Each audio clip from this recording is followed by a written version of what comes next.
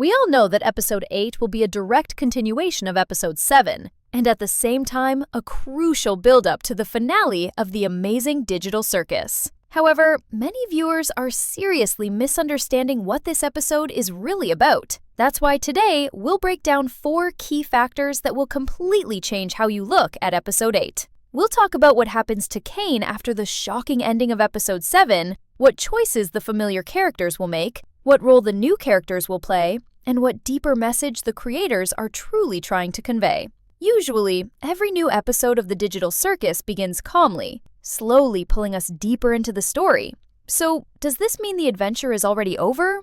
Not at all. In fact, the adventure hasn't even truly begun yet. Episode 7 ended on a major cliffhanger. And considering that Episodes 7 and 8 are essentially 2 halves of one large episode, it's obvious that Episode 8 will start exactly where Episode 7 left off. This detail may seem obvious, but it's incredibly important because it directly shapes everything that happens next. At the beginning of Episode 8, we'll see just how shocked, angry, and emotionally overwhelmed the characters are after everything they've been through. This storyline will continue until they finally begin to understand what actually happened. One simple but powerful conversation will interrupt this emotional spiral, marking the first step toward uniting every single character without exception.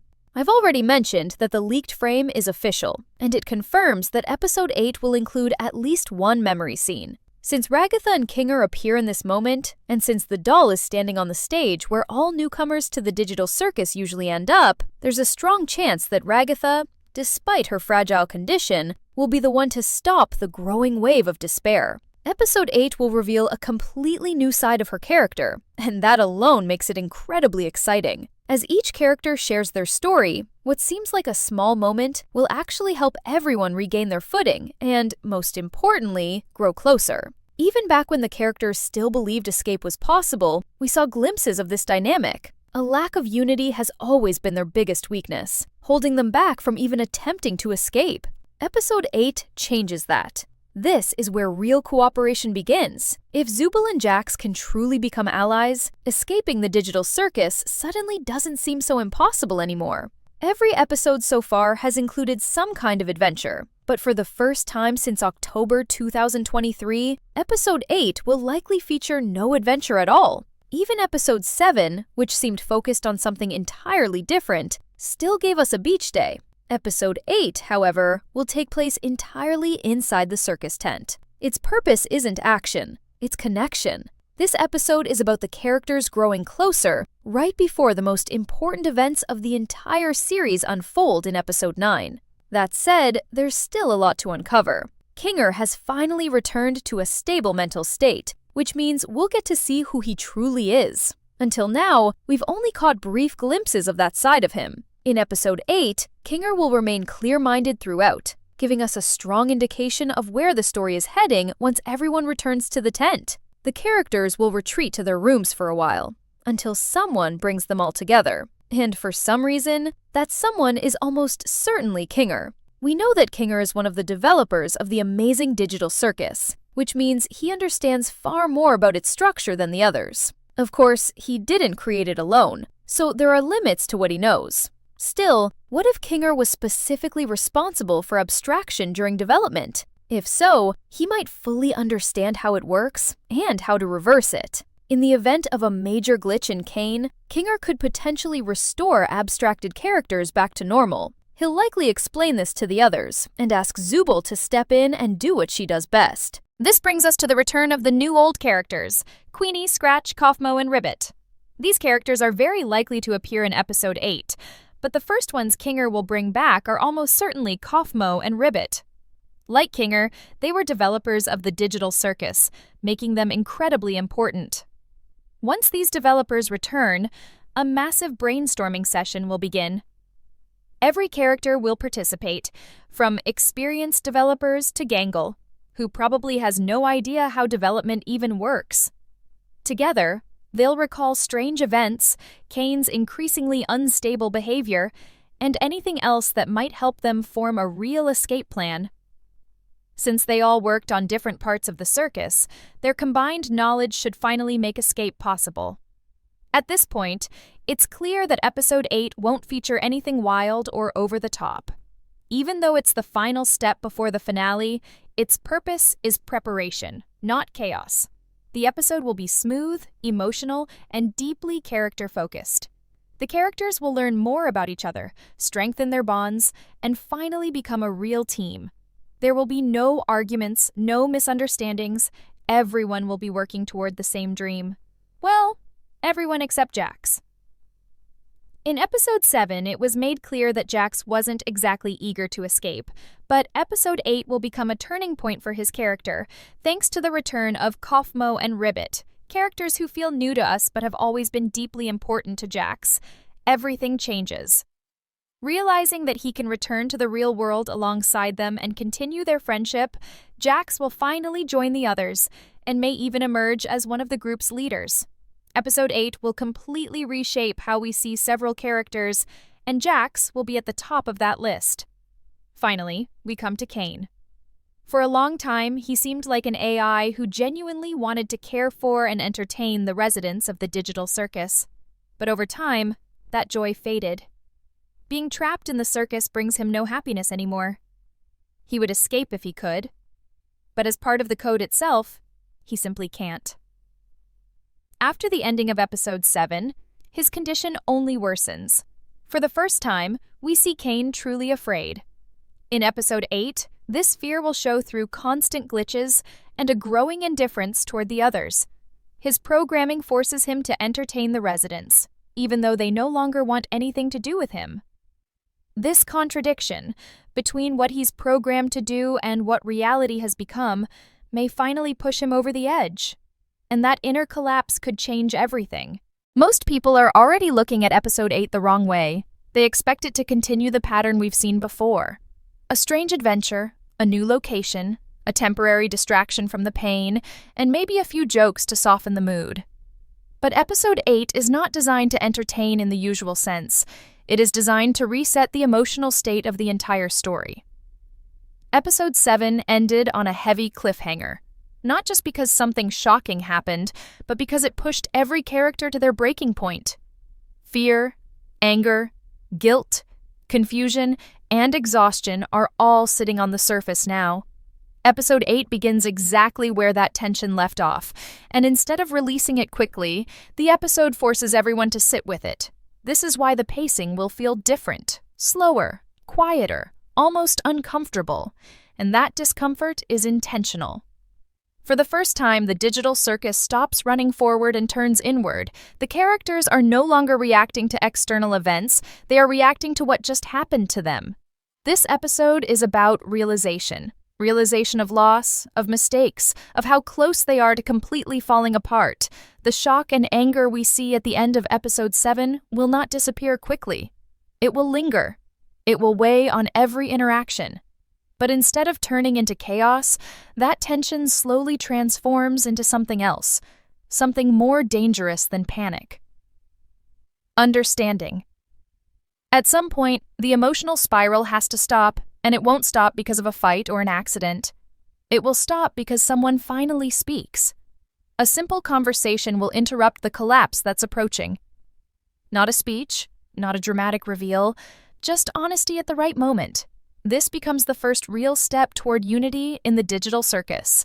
Not forced teamwork, not survival instinct, but genuine connection. For the first time, every character is moving in the same emotional direction, even if they don't fully realize it yet. This is also where Episode 8 quietly changes the structure of the story. Instead of separating characters into smaller groups or distractions, the episode begins pulling everyone closer together. Even moments that seem small at first carry a lot of weight. Memories resurface, past feelings return, and characters who usually hide behind humor, silence, or chaos are forced to confront who they really are. Episode 8 doesn't rush this process because it doesn't need to. The tension comes from knowing that once everyone truly understands what's happening, the digital circus can never go back to how it was before. This is why Episode 8 feels calm on the surface but heavy underneath. There is no adventure because the real conflict isn't outside the tent anymore, it's inside the characters. And by the time this episode ends, something irreversible will have happened. Not an escape, not a disaster, but a shift. The moment where the characters stop acting like individuals trapped in the same place and start becoming something much more dangerous to the system controlling them. After the initial emotional impact settles, Episode 8 enters its most unsettling phase: silence. Not the absence of sound, but the absence of distraction. For the first time in the digital circus, no one is being pushed into a game, a task, or an artificial adventure. The characters are left alone with their thoughts, and this is where the real damage begins to show. Every character processes what happened in Episode 7 differently, but they are all facing the same truth at the same time. Escaping is no longer a distant fantasy, it's a real possibility, and that possibility is terrifying. What makes this section of Episode 8 so unexpected is how restrained it is. Instead of arguments or breakdowns, we see hesitation. People pulling away, sitting in their own spaces, trying to decide whether hope is worth the risk of disappointment again. Hope has already hurt them once, trust has failed before, and now they are being asked, without words, to try again. This quiet tension creates a pressure that feels heavier than any previous threat, because if they choose to believe now and fail, there may be nothing left to hold on to. One character in particular becomes central during this phase. Someone who was once unstable, unpredictable, and lost inside their own mind is now disturbingly calm. Kinger's return to a stable state completely changes the energy of the episode. He isn't loud, he isn't commanding, but there's clarity in the way he observes everything. This is the first time we truly see him as a whole person rather than fragments of confusion. And with that clarity comes responsibility. Kinger understands things the others don't, not just technically, but emotionally. He understands what it means to create something that traps people instead of protecting them. As the characters remain separated, the sense of isolation slowly becomes unbearable. That's when the episode quietly sets up its next turning point. Someone has to bring everyone together, not because they are told to, but because staying apart is no longer possible. And when that moment comes, it won't feel dramatic. It will feel necessary. The gathering doesn't happen out of hope or excitement. It happens out of exhaustion, out of the understanding that whatever comes next, they can't face it alone. This is also where Episode 8 starts to subtly redefine leadership. No one steps forward and claims control. Leadership emerges naturally through understanding, not authority. The characters begin listening to each other in a way they never have before, not interrupting, not joking, not deflecting, just listening. Small details from past episodes suddenly matter. Strange reactions, inconsistencies, moments that once felt random now start forming a pattern.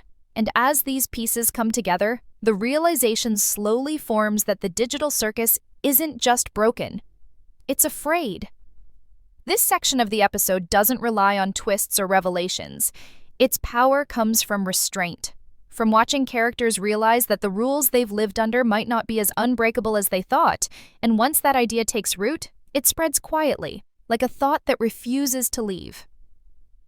By the end of this section, the audience understands something crucial. The digital circus is no longer in control of the emotional direction of the story. The characters are. And that is exactly what makes Episode 8 so dangerous. As Episode 8 moves forward, it stops being about emotions alone and starts becoming about understanding. Not everything at once, and not in a dramatic way, but slowly, piece by piece. Once the characters are finally in one place, the past begins to resurface. Not as flashbacks meant to shock, but as memories shared out loud. For the first time, the digital circus feels less like a prison and more like a project that went terribly wrong. And this is where everything changes. Kinger becomes the bridge between confusion and clarity. He doesn't present answers as facts, because even he doesn't have all of them. Instead, he explains how things were meant to work, how abstraction was never supposed to be permanent, how glitches weren't accidents, but side effects of systems colliding with emotions they were never designed to handle. The others slowly realize that the digital circus isn't reacting to them randomly. It's responding to stress, fear, resistance, and most importantly, awareness. This is also the moment when the so-called new characters stop feeling new at all. The return of familiar faces from the past doesn't feel like fan service or nostalgia. It feels necessary. Queenie, Scratch, Kaufmo, and Ribbit aren't just characters who were missing. They are missing pieces. Each of them represents a part of the circus that the current group never fully understood. Two of them were developers, just like Kinger, and their presence immediately changes the tone of the conversation. Suddenly, this isn't a group of trapped residents guessing their way out. It's a group of people who helped build the cage, realizing how it can be unlocked. What makes this section so compelling is that everyone is involved. Even characters who don't understand code, systems, or planning still contribute in unexpected ways. Small observations, strange memories, offhand comments that once felt meaningless suddenly connect to something bigger. The digital circus starts to feel less like magic and more like a machine with very human flaws, and that realization is empowering. If humans built it, humans can break it. At the same time, the episode makes it very clear that this is not a victory moment. There is no clear escape plan yet. What forms instead is something much more important: direction. For the first time, everyone is working toward the same goal without hesitation. No sarcasm, no doubt, no side conflicts. The unity that failed them before is finally taking shape, and it feels fragile, like something that could collapse at any second if pushed too hard. This is also where expectations are quietly subverted. Viewers might expect a big revelation or a sudden breakthrough, but Episode 8 refuses to rush. The plan doesn't appear fully formed. It begins as a rough outline, filled with uncertainty and risk, and that makes it feel real. The characters understand that whatever they attempt next could make things worse, but doing nothing is no longer an option. By the end of this section, the story has crossed a line. The digital circus is no longer just something happening to the characters. It's something they are actively trying to confront. And once that shift happens, there is no way for the system or the one controlling it to ignore them anymore. This is where Episode 8 becomes truly unpredictable. Not because of action or chaos, but because of character shifts that no one is ready for. Up until now, one character has always stood slightly apart from the idea of escape: Jax. His sarcasm, his detachment, and his refusal to fully commit were never just personality traits. They were protection. For Jax, caring meant risking loss, and the digital circus taught him very early that attachment leads to pain. Episode 8 finally confronts that defense head-on. The return of Kaufmo and Ribbit changes everything for him. They aren't just familiar faces.